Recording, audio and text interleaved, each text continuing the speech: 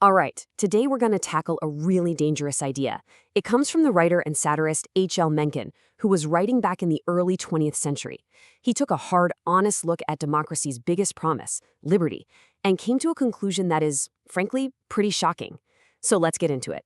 So here's how we're going to unpack this whole thing. First, we'll look at what democracy claims to be its best feature. Then we'll dive right into Mencken's idea about the fear of freedom, what he considered true liberty, and his historical case for why we're so afraid of it. After that, we'll get into the psychology behind it all. And finally, we'll see how this plays out in the real world of politics. Okay, let's start with the big one. The idea we're all told is democracy's greatest gift to the world. The concept of liberty, right? It's the foundation of pretty much everything we believe about modern society. But Mencken, he wanted to take a sledgehammer to that very foundation. And that leads him to this. I mean, this is a seriously provocative question. It gets right to the heart of his entire argument. What if the one thing we're all supposedly striving for is something most of us, deep down, are actively running away from? And this is where we get to the absolute core of Mencken's thesis. It's not just that the average person neglects liberty or fails to defend it. No, he goes way further. He claims that most people are genuinely, actively terrified of it. And to back this up, he looks at history. He says all those revolutions we read about, they weren't really about grand ideals of freedom. He's like, no, those were just hungry mobs fighting for survival, for what he bluntly calls ham and cabbage. And once they get what they want, he says their first move is to crush any kind of liberty that gets in their way.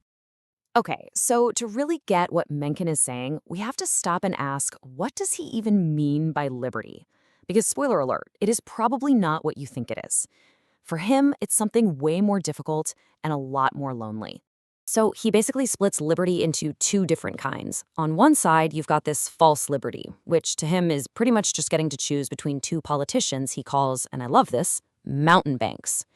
But then you have true liberty, and that's something else entirely. It's internal, it's rugged, it's about self-reliance, having grit, and being able to do without. So according to Mencken, a truly free person, well, they've got to be willing to fight for it.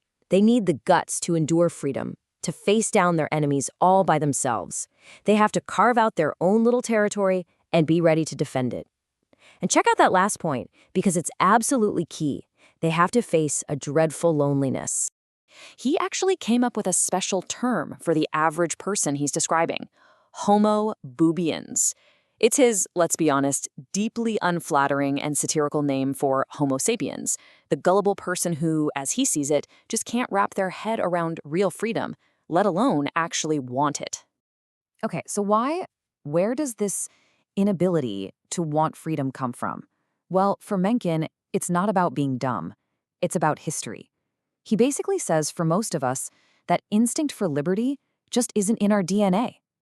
Just take a look at this timeline he lays out. He points out that just a few generations back, in 1780, something like 4/5 of the entire world were essentially slaves. Even after huge events like the French Revolution, real liberty was, mostly just on paper. His point is, this whole freedom thing, it's a brand new experiment, not some ancient human tradition. And this really drives the point home. He crunches the numbers and claims that for a whopping 7/8 of us, our not-so-distant ancestors were effectively slaves. So the default setting for humanity, our sort of collective muscle memory, it's servitude, not freedom. And all of this builds up to his most controversial and, pretty elitist conclusion, that the ability to even want liberty is an inherited trait. He says it belongs to a tiny minority of people. You can't just teach it in school. He argues it has to be, quite literally, bred in the bone. Okay, so that's the historical argument. Now let's switch gears and look at the psychology behind it. I mean, why on earth would anyone actively reject freedom? What's the deep down emotional reason? Well, it all comes back to this one single crushing word. Because the price you pay for the kind of liberty Mencken is talking about is loneliness, the burden of standing completely on your own. And to prove he's not just making this up, he pulls in a quote from the scientist Sir Francis Galton, which basically says, we are biologically programmed to hate acting alone. At our very core, we're herd animals, plain and simple. And that brings us to what is, without a doubt, the most powerful quote in his whole argument. He says, the average person doesn't want liberty because he literally can't stand it. The risks, the loneliness, it's just too much. What he really longs for, what he'll trade anything to get, is something else entirely. It's security. It's safety. It's knowing someone else has your back. So, what happens when you build a political system on top of this deep-seated fear? Well, that's what this last part is all about. How this fear of being free actually shapes our governments and our society. So, Mencken poses this puzzle. You look around the world and you see all these people who are supposedly free, right? But they just passively accept being oppressed and taken advantage of. They have the numbers on their side, they have the power, so why don't they fight back? Well, his answer is they just can't bring themselves to do it. They can't stand alone, so they get trapped in this endless, depressing cycle. First, something scares the masses. Next, they desperately look for a savior, a leader who promises to protect them. Then they follow that leader blindly, slavishly. And what happens? Almost every time that new savior becomes the new oppressor. And this, right here, is Mencken's incredibly cynical definition of modern politics.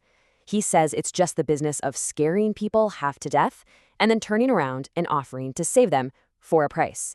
And that price is always their freedom. And so we're left with this one final, really unsettling question. Mencken wrote this almost 100 years ago, but you have to ask, is he right? When the chips are down, what's a more powerful force in politics?